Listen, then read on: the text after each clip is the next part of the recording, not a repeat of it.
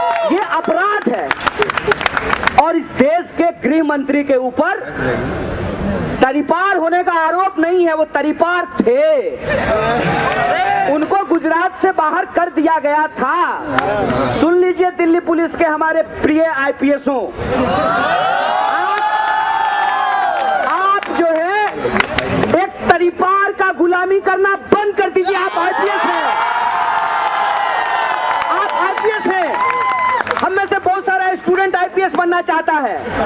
आप लोग ऐसा कीजिएगा तो इरादा बदल लेंगे। ये क्या है?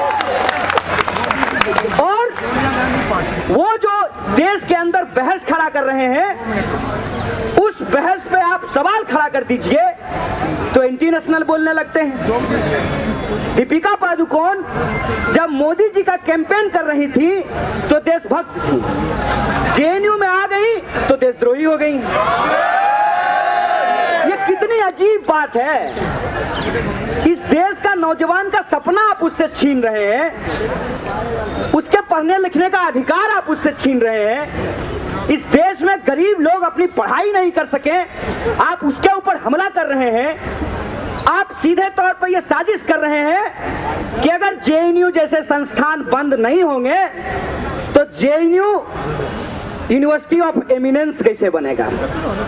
सोच के देखिए, जेएनयू अगर रहेगा 150 रुपए में पीएचडी कराएगा बसंत कुंज में, साउथ दिल्ली में, पहाड़ों के बीच में, पेड़ों के बीच में, तो हमको माथा में कुत्ता काटा है कि हम जियो यूनिवर्सिटी में पढ़ने के लिए जाएंगे।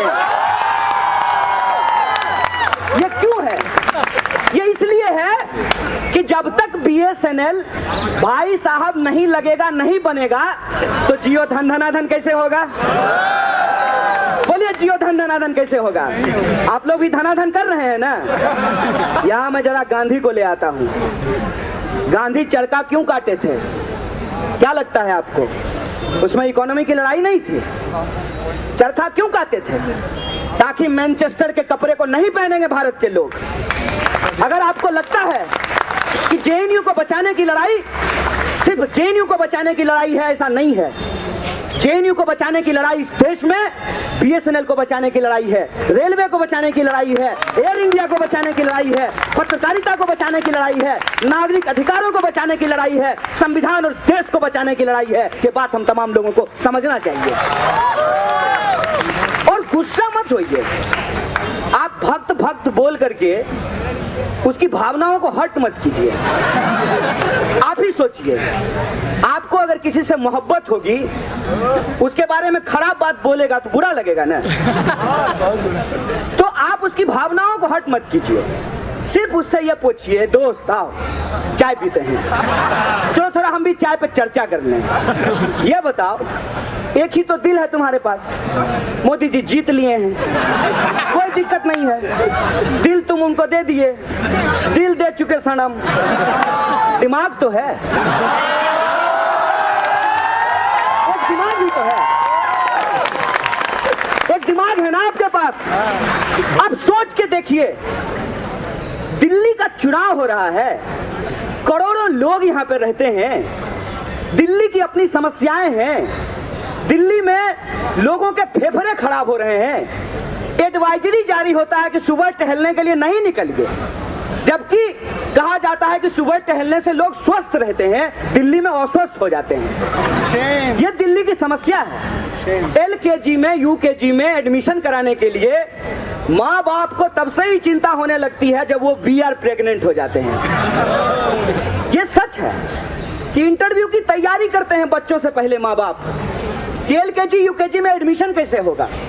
लोगों के पास पार्किंग की समस्याएं हैं, कार खरीदना चाहते हैं लेकिन लगाने की जगह नहीं है। जहां पे दोस्त ऐसे मोहल्लों में रहें जहां कार ले जाने में दिक्कत हो तो दोस्ती छूट जाती है। लोग जो है वैसी जगह पे गेट टुगेदर करना पसंद करते हैं जहां पार्किंग हो सके।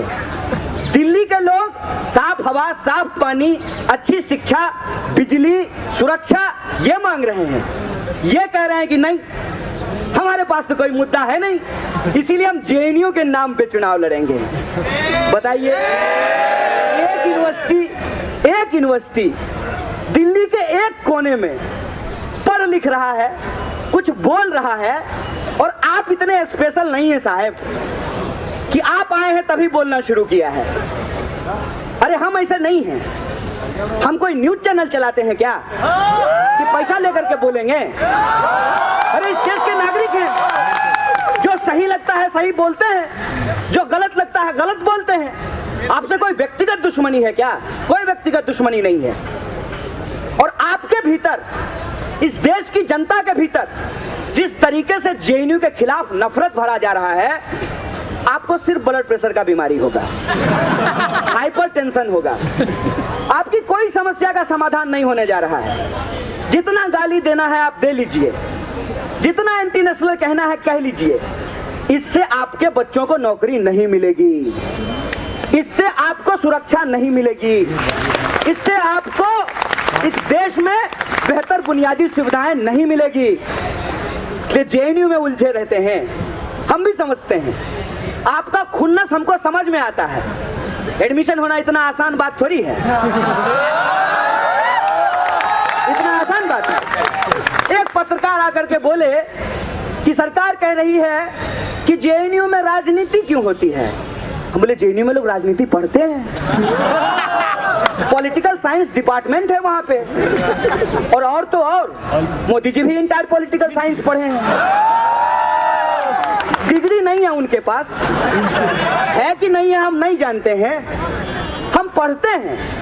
देख भी लीजिए हमारा, आप लोग वहां जो है 35-35 साल पीएचडी करते हैं। गजब बात करते हो यार, 35 साल में हम पीएचडी कर लिए तो अपराध कर दिए। अब मोदी जी एमए किए हुई डिग्री नहीं दिखा रहे हैं तो बजाओ ताली। ये कैसी बात है? किन चीजों पे बहस कर रहे हो? कह रहे हो कि जेएनयू में पार्टी होता है, दिक्कत है, पार्टी नहीं होना चाहिए। तो आप क्यों बर्थडे पार्टी करते हैं? तो आपको क्या लगता है कि जेएनयू में लोग पैदा होकर के नहीं आए हैं? जेएनयू में तो लोग पैदा होकर के आए हैं ना, उनका भी कोई बर्थडे होगा ना। अरे कम से कम इस जनरेशन का तो होगा ही जो इंस्टाग्राम चला रहा है। एक दिन अम्मा को हम पूछे, अम्मा तुम कब पैदा हुई? तो बोली बारिश का मौसम था, भैंस को 2 बच्चे हुए थे। हम बोले भैंस को जाके कैसे पूछेंगे, बताओ तुम कब प्रेग्नेंट हुई थी? ये जनरेशन है। बोलिए ये पार्टी नहीं करेगा? करेगा पार्टी। दिक्कत किस बात से है? एक बात बता दीजिए कि हमको भाई इस बात से दिक्कत है जेएनयू से, कोई एक चीज बता दीजिए किस बात से दिक्कत है। पार्टी करते हैं उससे दिक्कत है, पता नहीं गिनती कैसे गिना, नजीब को आज तक नहीं ढूंढ पाए। जेएनयू के डस्टबिन से 3000 कॉन्डोम।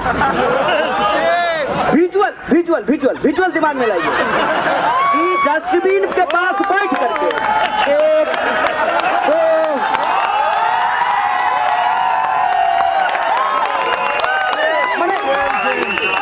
मने बकवास है ये, बकवास इसको कहते हैं बकवास। कि आप कॉन्डोम गिन रहे हैं, शराब का बोतल गिन रहे हैं। अरे भाई हमारे सिगरेट पीने से दिल्ली की हवा नहीं खराब होती है। जो पीता है फोटो लगा हुआ है भाई उस पे, कि अगर आप पढ़ नहीं सकते हैं तो फोटो देख लीजिए, वो अपना फेफड़ा खराब कर रहा है। अगर स्टूडेंट नहीं पढ़ेगा तो वो अपना भविष्य खराब करेगा।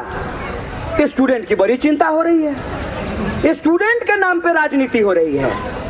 उल्लू समझते हैं क्या अपने जैसा? हमारे नाम पे कोई राजनीति कर लेगा? हमको बुद्धि नहीं है, हम सोच नहीं सकते हैं, हम नहीं पढ़े हैं देश का इतिहास, हमको राजनीति नहीं पता है, हम साइंस नहीं पढ़ते हैं, हम पॉलिटिकल सिस्टम नहीं पढ़ते हैं, हम डेमोक्रेसी नहीं जानते हैं। हमको सब पता है। हमको तो ये भी पता है जो आपको नहीं पता है। हमको कोई ऐसे बेवकूफ नहीं बना लेगा। बिल्कुल सीधी सी बात है। जेएनयू कहता है इस देश में जनता की चुनी हुई सरकार है, जनता ने उसको चुना है, जनता टैक्स का पैसा देती है, सरकार जो सरकारी संसद में बैठती है, सरकारी कार पे घूमती है, सरकारी हवाई जहाज पे जो उड़ती है, जो सरकारी यात्राओं पे अपने प्राइवेट दोस्तों को बिजनेस दिलवाती है, उस सरकार की ये जिम्मेवारी है कि वो सरकारी शिक्षण संस्थानों को चलाए। उसकी जिम्मेवारी है कि वो सरकारी रेलवे को बचाए। उसकी जिम्मेवारी है कि वो एयर इंडिया को बचाए। उसकी जिम्मेवारी है कि BSNL को नहीं बेचा जाए। मंत्री बनेंगे सरकारी, कार चाहिए सरकारी, फोटो खिंचा जाएगा सरकारी कैमरे में, रहेंगे सरकारी घर में, लेकिन सरकारी यूनिवर्सिटी नहीं चाहिए। वहां जियो, यूनिवर्सिटी ऑफ एमिनेंस। ये बेईमानी है।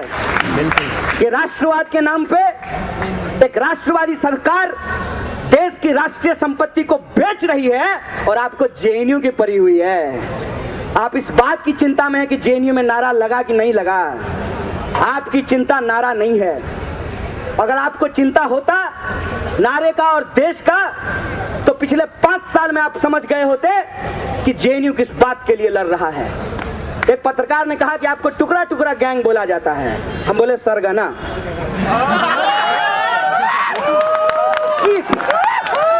चीफ बोला जाता है।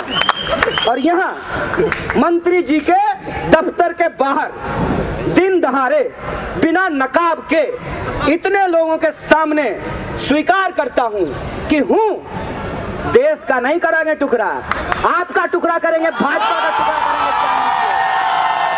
जान लीजिए, ये ऐलान है।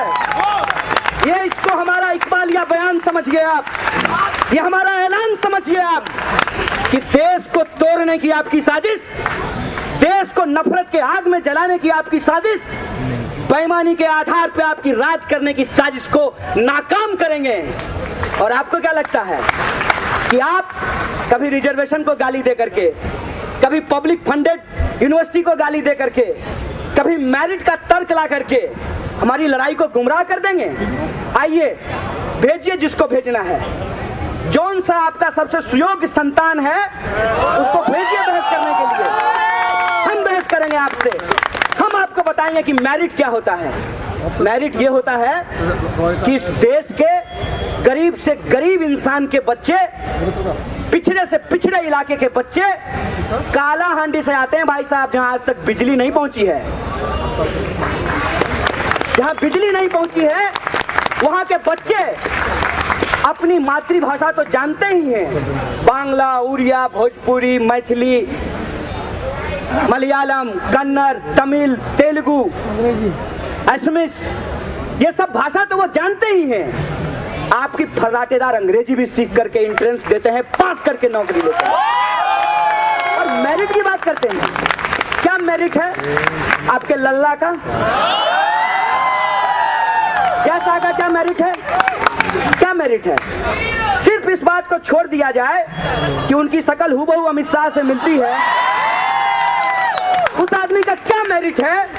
उसको कैसे इस देश में BCCI का सेक्रेटरी बना दिया गया है? पूछेंगे कोई सवाल, कोई ठोकेगा ताल, बताएगा कि नेशन वांट्स टू नो। हम चैलेंज करते हैं, है हिम्मत, करेंगे सवाल। JNU से आपको चिढ़ इसलिए है कि JNU सिर्फ जवाब देना नहीं सिखाता है, JNU सवाल पूछना सिखाता है। और वो रवायत हमारे भीतर है। और आपको ये लगता है पुलिस से हमारी कोई लड़ाई नहीं है, क्योंकि हम लोग हमेशा ये नारा लगाए हैं, ये अंदर की बात है, पुलिस हमारे साथ है। अरे JNU जब बचेगा तो आपका बच्चा भी पढ़ेगा। कोशिश करके देख लीजिए, देखिए आपको बच्चे को पढ़ाने में क्या तकलीफ होती है। और मेरी माँ को सरकारी नौकरी नहीं है, 3000 कमाती है। बताइए, JNU था, इतना पढ़ा के सिखा दिया है ना कि जो आप पे हुक्म चलाता है ना उसको हम आंख दिखाते हैं।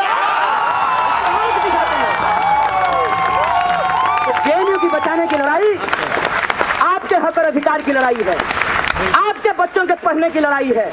इस देश में गरीब से गरीब इंसान ये सोच सके कि हम PhD करेंगे, हम भी अंग्रेजी बोलेंगे, हम भी जीभ टेढ़ी करके ब्रिटिश और अमेरिकन दोनों एक्सेंट में अंग्रेजी बोलेंगे। ये आत्मविश्वास देता है ये यूनिवर्सिटी। ये यूनिवर्सिटी डराती नहीं है। ये यूनिवर्सिटी ये नहीं देखता है कि आपके बटुए में पैसा कितना है। ये यूनिवर्सिटी ये नहीं देखती है कि आप जूता किस ब्रांड का पहन करके आए हैं। ये यूनिवर्सिटी ये नहीं देखती है कि मोदी जी की तरह आपने जर्मन चश्मा लगाया है कि नहीं लगाया है।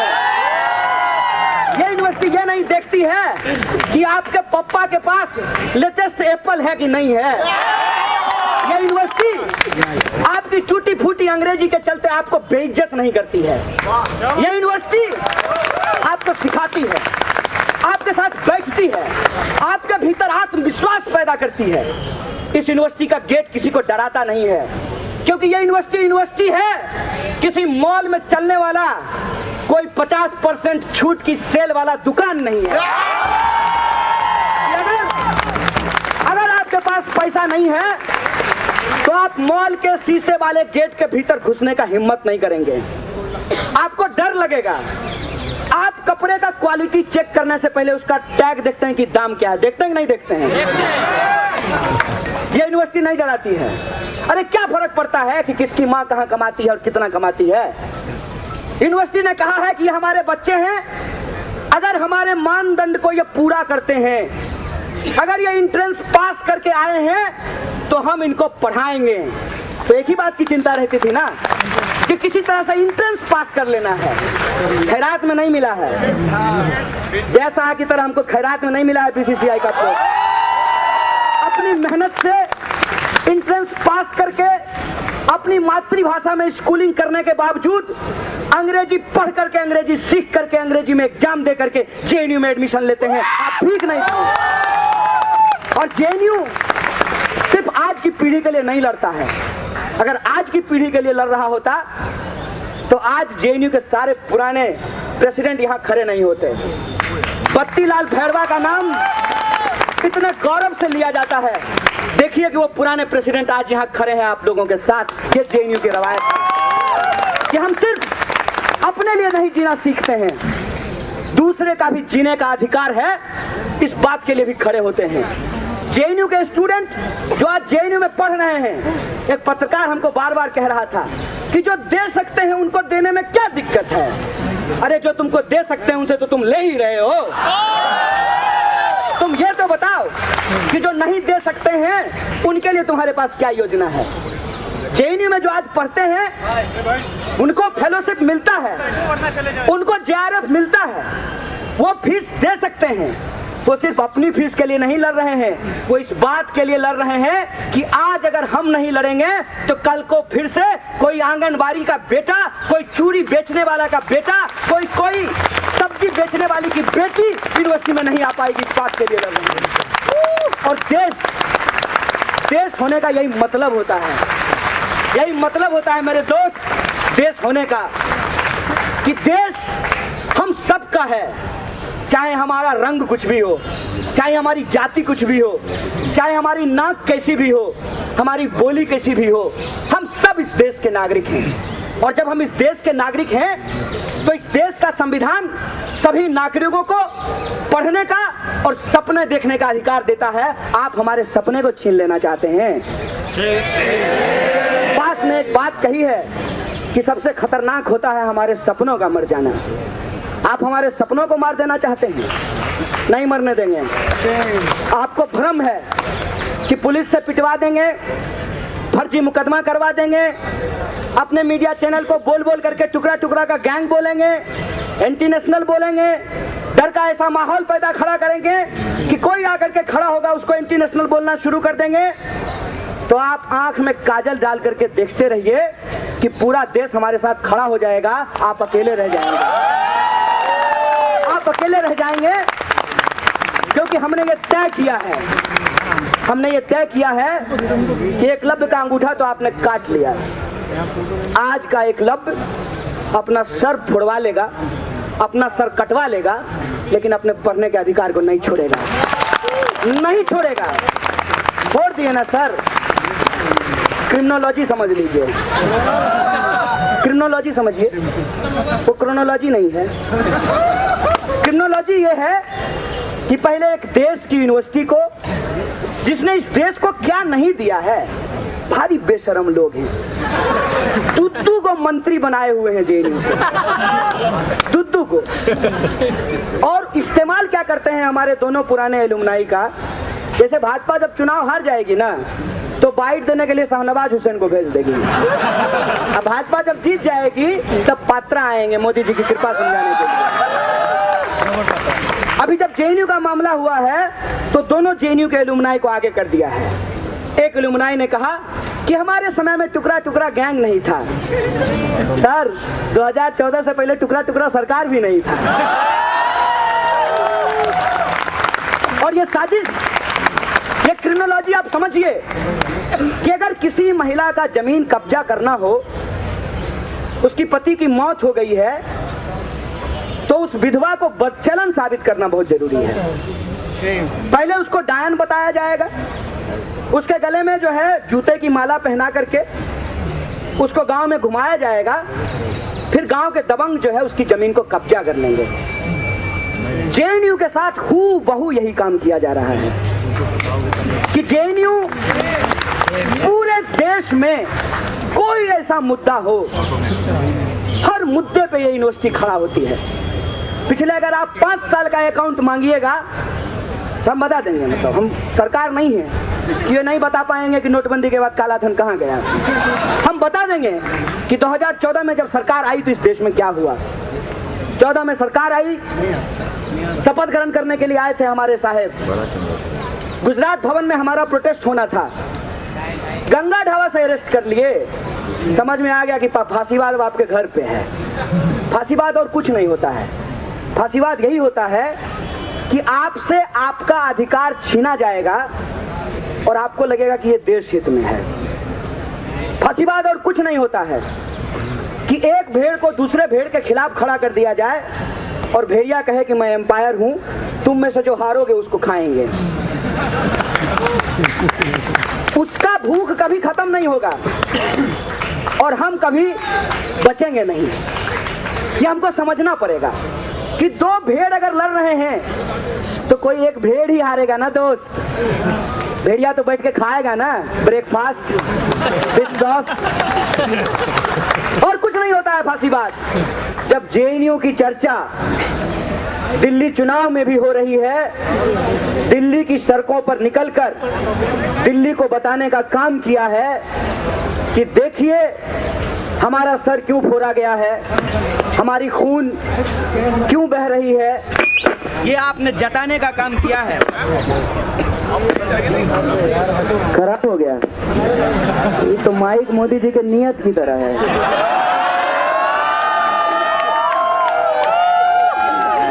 छोड़ दीजिए, सुधीर चौधरी मत बनिए।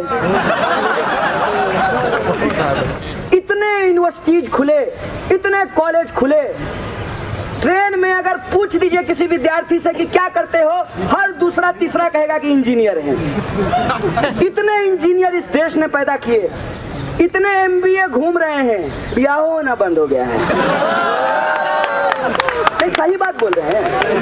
इंजीनियरिंग का डिग्री लेने के बाद भी शादी नहीं हो रही है, अलग समस्या है। नौकरी का गारंटी नहीं है। हमारे एडहॉक के लिए जो टीचर लड़ रहे हैं उनसे कभी पूछिए, प्लान करते हैं घर लेने का, लेकिन ये तो गारंटी हो कि अगला 6 महीना इंटरव्यू नहीं देना पड़ेगा। हर वक्त ये डर लगा रहता है कि रिटेन होंगे कि नहीं होंगे। बताइए क्या गुनाह किए हैं, पीएचडी किए, पढ़े लिखे, किताब लिखे, और जो है हर 6 महीने में उस टीचर इंचार्ज को देखते रहते हैं कि तुम ही माए बाप हो साहब, जो करवाना है करवा लो। ये उदारवाद ने पैदा किया है कि लोगों के बुनियादी अधिकार उनसे एक एक करके छीन लिए गए। क्या कह करके कि सरकारी संस्थान परफॉर्मेंस नहीं करते हैं और बेशरम की तरह इसरो के साथ जाकर के फोटो भी खिंचवाते हैं। वाह मोदी जी वाह, कमाल आदमी है। लेकिन लव यू। हम आप ये कह रहे हैं कि सरकारी संस्थान परफॉर्मेंस नहीं करते हैं। इसरो भी तो सरकारी है, जेटली जी एम्स में जाकर के इलाज करवाए, वो भी तो सरकारी है। जिस जेएनयू को आप इतना बदनाम करते हैं, हर साल बेस्ट यूनिवर्सिटी का पुरस्कार ले लेता है।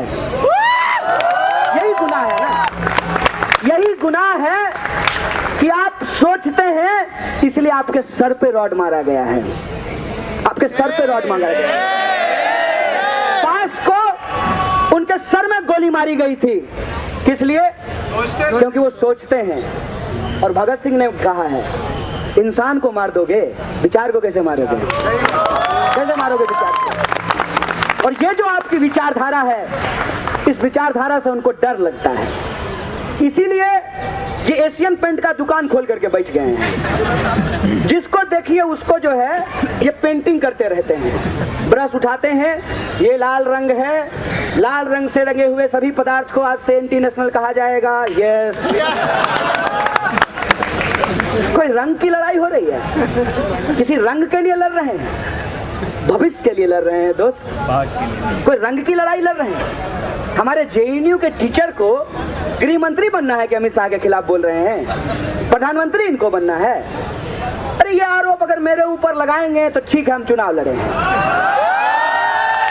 तो हम तो लड़ ही रहे हैं आपसे, हम तो लड़ ही रहे हैं, लड़ रहे हैं, हर जगह लड़ेंगे, हर बार चुनौती देते हैं कि जो करना है करो, तैयार हैं झेलने के लिए। जेल भी कोई बुरी जगह नहीं होती है, जब समाज भी जेल जैसा हो जाए तो जेल भी बुरा नहीं हो। जहाँ आपके खाने पीने पे पाबंदी हो, प्यार करने पे पाबंदी हो, बताइए, इश्क हो गया, अभिशाप के चलते ब्याह नहीं कर पाए। सर जी आप लोग भी सोचिएगा, आप भी जवान रहे होंगे कभी, इश्क हुआ, जात के चलते ब्याह नहीं कर पाए, बताइए इससे ज्यादा तकलीफ और कुछ होगा है? और कह रहा है कि नाम देख करके टाइटल देख करके कैब बुक कीजिए। बताइए समाज को कैसा बनाना चाहते हैं? समाज को आप ऐसा बनाना चाहते हैं कि एक ही समाज में रहने वाले लोग एक दूसरे से नफरत करना शुरू कर दें। ये नफरत के खिलाफ है हम, ये नफरत नहीं चाहिए हमको। हमारी सीधी सी मांग है, वो मांग ये है कि हमको पढ़ने का अधिकार मिलना चाहिए। और जेएनयू की लड़ाई इस बात की लड़ाई है कि इस देश में हर इंसान को पढ़ने का अधिकार है। जिस तरह से आपने एकलव्य का अंगूठा मांग करके ये सोचा था कि वो धनुष नहीं चला पाएगा, उसी तरीके से आप जेएनयू जैसे संस्थान का फीस बढ़ा करके एक ऐसा फीस लाना चाहते हैं कि इस देश का गरीब इंसान पीएचडी नहीं कर पाएगा। तो हम आपको बता देते हैं साहब, सिर्फ अपने पढ़ने के अधिकार के लिए नहीं, जो संविधान हमको पढ़ने का अधिकार देता है उस संविधान को भी हम बचाएंगे। एक पत्रकार ने पूछा कि ये फीस वृद्धि के खिलाफ प्रोटेस्ट है, सीए का नारा क्यों लग रहा है? तो जो है अमित शाह की तरह क्वेश्चन पहले ही लिख करके दे के इंटरव्यू देते हैं। अरे हाथ में माइक थाम लिए हैं, जिंदगी में जो जो चीज बुरी लगेगी ना सबसे आजादी मांगेंगे। आपको दिक्कत है? कोई दिक्कत है आपसे? क्या गुनाह किए हैं? क्या अगर विद्यार्थी सीए के खिलाफ बोलते हैं तो उनका गुनाह है? आप नहीं बोल रहे हैं तो आप गुनाह कर रहे हैं, आप इतिहास के साथ खिलवाड़ कर रहे हैं। वो कहानी याद कर लीजिएगा बस कि जब जंगल में आग लगी तो बड़े बड़े जानवर देख रहे थे। एक कोयल अपनी छोटी सी चोंच में पानी की बूंदों को भरकर जंगल को बचाने का प्रयास कर रही थी। तो बड़े जानवरों ने कहा कि तुम्हारी छोटी चोंच से ये आग नहीं बुझेगी। तो कोयल ने कहा कि नहीं बुझेगी मेरी चोंच से, ठीक है, लेकिन बुझेगी जरूर। आग कैसी भी हो बुझती जरूर है, उसको बुझना पड़ता है। अंधेरा कैसा भी हो उसको छटना पड़ता है, उजाला होता है। और जब ऐसा होगा तो तुम्हारा नाम आग लगाने वालों में और हमारा नाम बुझाने वालों में लिखा जाएगा। आज जो लोग जेएनयू के साथ खड़े हो रहे हैं, हो सकता है कि उनको अपने फैमिली के व्हाट्सएप ग्रुप में एंटी नेशनल बोला जाता हो सकता है कि पिताजी को गुस्सा किसी और बात का था। पिताजी चाहते थे कि इंजीनियरिंग कर ले, लड़का फूको पढ़ करके बोला कि नहीं पॉलिटिकल साइंस पढ़ेंगे। हो सकता है इस बात का गुस्सा हो सकता है कि पुराना प्यार और पुराना क्रश, जब उसको प्यार नहीं मिला तो आपको एंटी नेशनल बोलना शुरू कर दे। लेकिन ये सब ओस की उस बूंद की तरह है, जब गर्मी की तपिश होती है तो उस ओस का बूंद भाप होकर के उड़ जाता है। ये इतिहास आज यहाँ जो आप सब लोग बैठे हुए हैं, ये अपनी पीढ़ियों को आप सुनाएंगे कि हम लोग लड़े थे। और मैं ज्यादा पुरानी बात नहीं बता रहा हूँ, यही वो जगह है, यही MHRD है। मंत्री जी कोई और थी, हाँ वही सास बहू वाली। मंत्री जी को रोड पे आना पड़ा था, रोड पे। जब जनता रोड पे आती है ना, तो सरकार भी ऐसी कमरों में नहीं रह सकती है, उसको रोड पे आना पड़ता है। रोड पे आई थी विद्यार्थियों से बातचीत करने के लिए, और ये समझौता हुआ कि आप विद्यार्थियों का वजीफा, उसकी छात्रवृत्ति, उसका स्कॉलरशिप बंद नहीं करेंगे, और बंद नहीं हुआ था। बोलिए जीते थे कि नहीं जीते थे? तो ये मत सोचिए कि आगे क्या होगा। एक पत्रकार ने पूछा कि आगे क्या होगा, हम बोले बहुत कुछ होगा। सर्दी के बाद गर्मी आएगी, होली आएगा, फिर गर्मी के बाद बरसात आएगी, बहुत कुछ होगा। अभी छपाक आया है, उसके बाद कुछ और फिल्म आएगी, बहुत कुछ होगा, उसमें कोई दिक्कत नहीं है। लेकिन एक बात आपको बता देते हैं जो नहीं होगा, वो ये है कि इस देश को हिंदू मुसलमान के नाम पे बंटने नहीं दिया जाएगा। इस देश में लोगों का जो पढ़ने का अधिकार है उसको छीनने नहीं दिया जाएगा। इस देश में जो सरकारी संस्थान है तथा कथित राष्ट्रवादी सरकार को राष्ट्रीय संपत्ति को बेचने नहीं दिया जाएगा। इस देश में महज एक कागज के टुकड़े के आधार पे किसी से उसके भारतीय होने का प्रमाण पत्र नहीं छीना जाएगा।